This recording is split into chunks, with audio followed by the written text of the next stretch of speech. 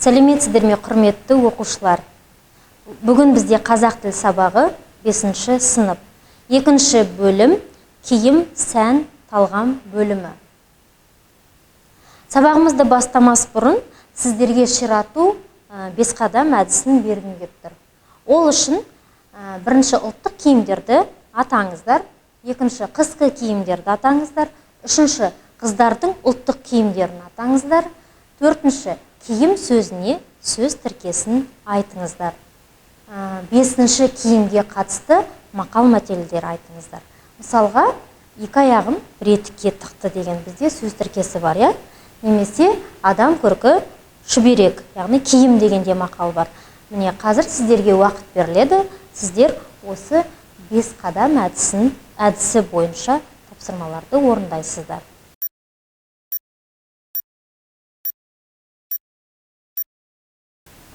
Жақсы балалар, сіздер 5 қадам әдісін жақсы орындады деп сенемін. Яғни біз неге келе жатырмыз? Мұнда адасқан сөздер тізбегі бар.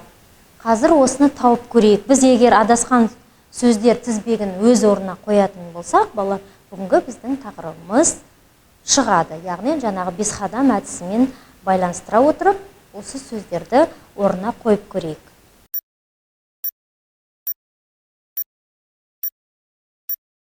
Дұрыс ойладыңыздар. Бүгінгі біздің сабағымыздың тақырыбы бабамның киген киімі. Бүгінгі тақырыбымызға сай оқу мақсаттарын алсақ, бірінші мақсат бізде оқылым стратегияларын қолдану, жалпы мазмұнын түсіну үшін оқу. Екінші, мәтін мазмұнын түсінуге, нақты ақпараттарды анықтауға бағытталған сұрақтар құрастыру. Бұл бізде оқу мақсаттары. Жалпы бүгін орындалатын тапсырмаларға бағалау критерийін беріп кетсем, бірінші, мәтін мазмұнын негізінде маңызды ақпараттарды анықтайсыздар. Екінші, мазмұнын түсіну үшін оқисыздар. Үшінші, жазба жұмысында жанрлық ерекшеліктерді ескересіздер. Төртінші, рәсімделу мен құрылымын сақтайсыздар. Бұл бізде бағалау критерийі.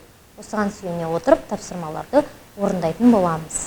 Енді сіздерге қазір экранда суреттер сөйлейді стратегиясы берілген. Бұнда балалар көріп тұрғаныңыздар, кімдерді көріп тұрмыз, қазақ ғалымдарын, ақындарын көріп тұрмыз. Бұл жерде біздің 3 биіміз берілген. Әйтеке, Қазыбек және Төле би.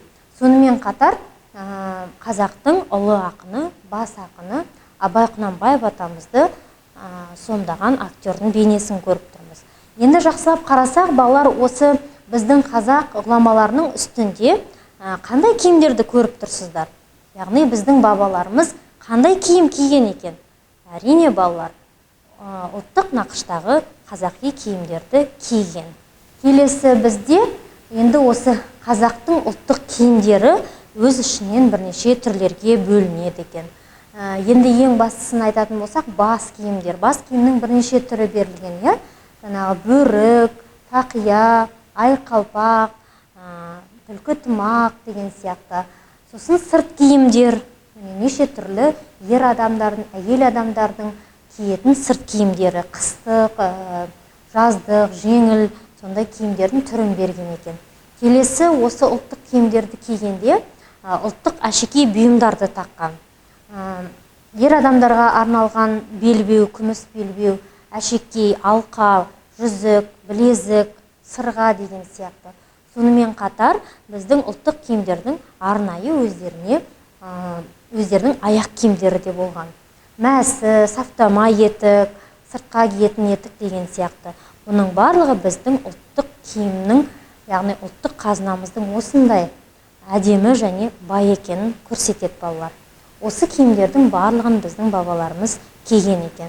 Келесі бізде мәтін берілген балалар, бабамның киген киімі.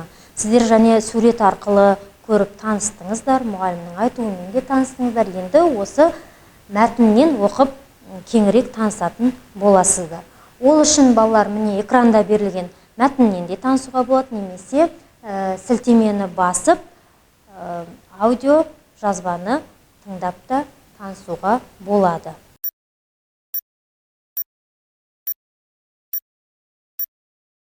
Жақсы балалар, мәтінмен жақсы таныстыңыздар деп ойлаймын.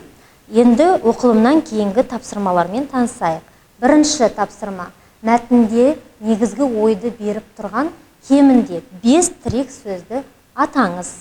Екінші: мәтіндегі негізгі ақпаратты беріп тұрған 3 сөйлемді атаңыз.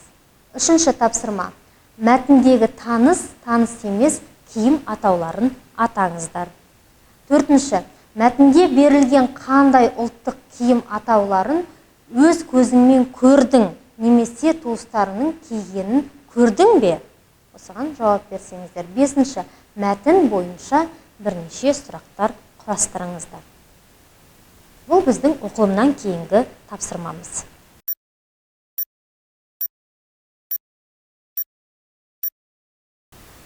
Келесі тапсырма бізде диалогты оқып мазмұнын өзгертіңіздер деген тапсырма. Яғни сіздерге диалог берілген қысқа, сол диалогты оқып, кейін осы диалогтың мазмұнын өзгерту керек болады.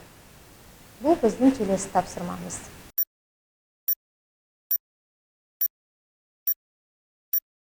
Жақсы балалар, енді тапсырманы орындау барысында сіздердің сүйенетін дескрипторлармен таныстырсам. Бірінші: мәтін мазмұны бойынша қойылған сұрақтарға жауап бересіздер. Екінші: берілген диалогтың мазмұнын өзгертіп жазасыздар. Үшінші: мәтін мазмұнында зат есімнің жалғауларын түрлендіріп қолданасыздар. Яғни сіздердің тапсырманы орындау барысында осындай дескрипторға сүйеніп орындайсыздар. Сонымен балалар, бүгінгі біздің сабағымыз аяқталды. Келесі кездескенше сау болыңыздар.